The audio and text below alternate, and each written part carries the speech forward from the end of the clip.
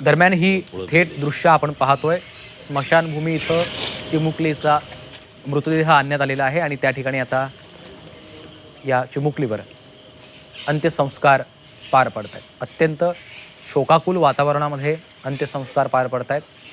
संपूर्ण महाराष्ट्र आज सुन्न पडलेला आहे। भोर तालुक्यातल्या नसरापूर इथे एका 4 वर्षाच्या चिमुरडीवर पाशवी अत्याचार करण्यात आले आणि त्यानंतर निर्घृणपणे तिची हत्या करण्यात आली।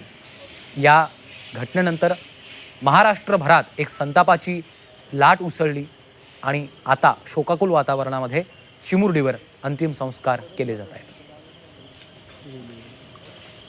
याविषयी अधिकची माहिती घेऊयात। आमचे प्रतिनिधी चंद्रकांत फुंदे आपल्यासोबत आहेत। चंद्रकांत, आपण पाहतोय अत्यंत शोकाकुल वातावरणामध्ये आता अंत्यसंस्कार पार पडत आहेत आणि संपूर्ण महाराष्ट्र आज खरं तर सुन्न पडलाय।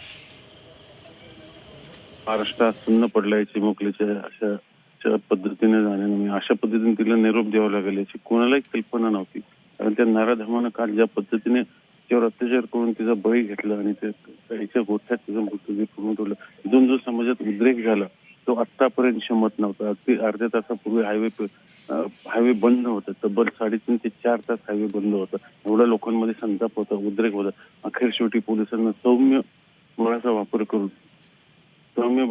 करून हे सगळं आंदोलन मोडीत म्हणण्यापेक्षा बाजूला करावं लागलं आणि नंतर मग शेवटी चिमुकलीचं पार्थिव इथं वैकुंठ स्मशानभूमीत आणल्यानंतर त्याला मोजक्याच नातेवाईकांच्या समवेत अंतिम निरोप दिला जातोय। खरं तर हे आंदोलन आणखी चांगल्या पद्धतीने करत असतं, पण मंडळी घुसली आणि त्यामुळे ते आंदोलन चिटत गेलं आणि मग शेवटी पोलिसांना नाईलाजास्तव